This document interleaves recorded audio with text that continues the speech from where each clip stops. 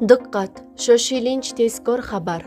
O'zbekistonda xizmat ko'rsatgan taniqli aktrisa Saida Rametova haqida bugun noxush xabarlar e'lon qilindi. Kino olamida bugun yana bir og'ir judolik. Taniqli aktrisa og'ir xastalikdan vafot etdi. Assalomu alaykum hurmatli tomoshabin. Tezkor yangiliklardan birinchilardan bo'lib xabardor bo'lishni istasangiz, videomiz ostida bir dona like va podpisatsiya tugmachasini bosib qo'yishni unutmang. Rametovlar oilasining boshiga tushgan qo'shaloq dard. O'zbekistonda xizmat ko'rsatgan artist Jumadulla Rametov Alsgeymer kasalligiga chalinganligi haqida xabar bergan edik. Ma'lumki, bundan bir necha oy avval Jumadulla Rametovning rafiqasi O'zbekistonda xizmat ko'rsatgan artist Saida Rametova ham og'ir kasallikka chalingan edi. Unga saraton tashxisi qo'yilgandi. Ayni vaqtda o'zbek kino va teatr san'atining bir juft zabardast aktyorlari qolaversa, bir oila a'zolari ketma-ket og'ir kasallikka chalingani muxlislar orasida xavotirlarni uyg'otmoqda. Tahririyatimizga bugungi ahvoli haqida ma'lumot berishimizni so'rab murojaat qilganlar ham ko'p bo'ldi. Shu bois Qalampir.uz muxbiri O'zbekistonda xizmat ko'rsatgan artist Saida Rametova bilan telefon orqali bog'lanib, uning salomatligi bilan qiziqdi. Jumadulla aka bu kasallikka chalinganiga 2 yil bo'ldi. Shifokorlarga qancha ko'rsatib, dori-darmonini qilsak-da, bu kasallik borgan sari avj olyapti. Bu kasallikda odam yosh boladek bo'lib qolar ekan. Juda og'ir. Bu ham Allohning sinovlari. Mo'jiza ro'y berib yaxshi bo'lib ketishlari hech gap emas. Ko'pchilikning duosi ijobat bo'ladi. O'zim ham ko'pchilikning duosi bilan shunday og'ir kasallik bilan yuribman.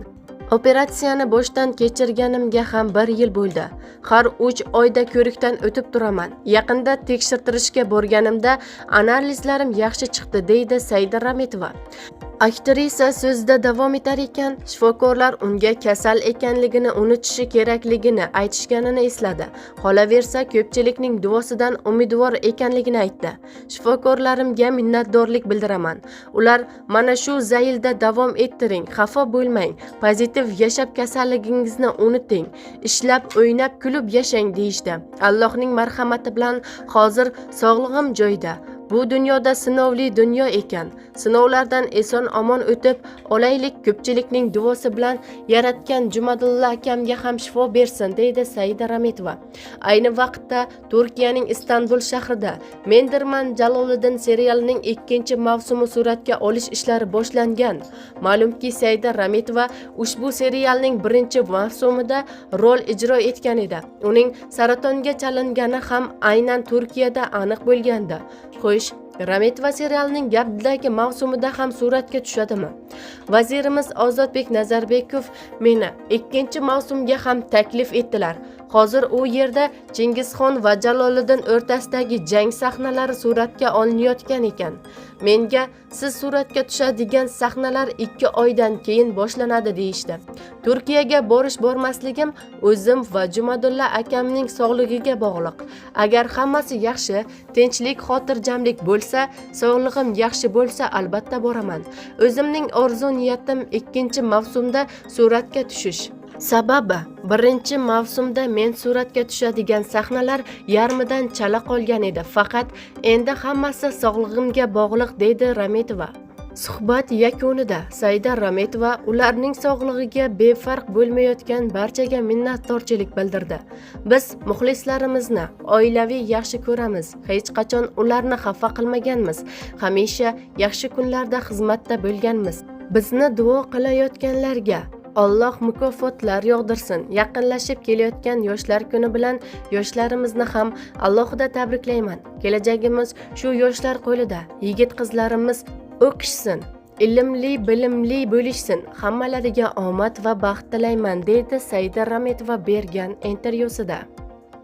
Ma'lumot uchun, O'zbekistonda xizmat ko'rsatgan artist Saida Rametova 21-sentyabr kuni 66 yoshni qarshiladi.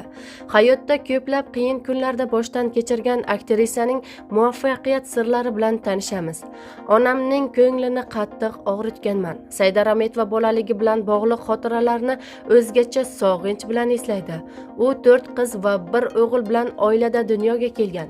Onasi Samarqanddagi konserva zavodida ishlayotgan bo'lsa-da, doira chalib, laparlar aytishni yaxshi ko'rardi. Oilamiz kamtarona hayot kechirardi. Onam erta tongdan to kun botguniga qadar ishlasa-da, rizg'orning kam ko'sti to'lmasdi. Biz bobom va buvim bilan birga qolardik. Bobom rahmatlining soqollari uzun, nurli inson edi. Uni Ibn Sinoga o'xshatishardi, chunki bobom ham tabibchilik bilan shug'ullanardi. Odamlar shifo istab kelishardi. Men u kishiga yordam berardim. Giyohlarni maydalardik, turli damlama va malhamlar tayyorlardik.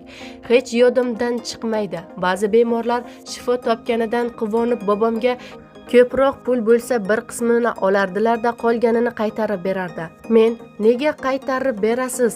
Kulib tegishlisini oldim" derdi. Yuqori sinfga o'tgandan keyin onam bilan konserva zavodida ishga borardim.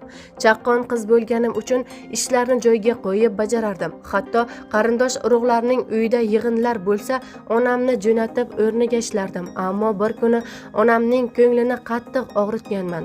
Buning uchun o'zimni haligacha ko'yiyman, deydi Saida Rametova.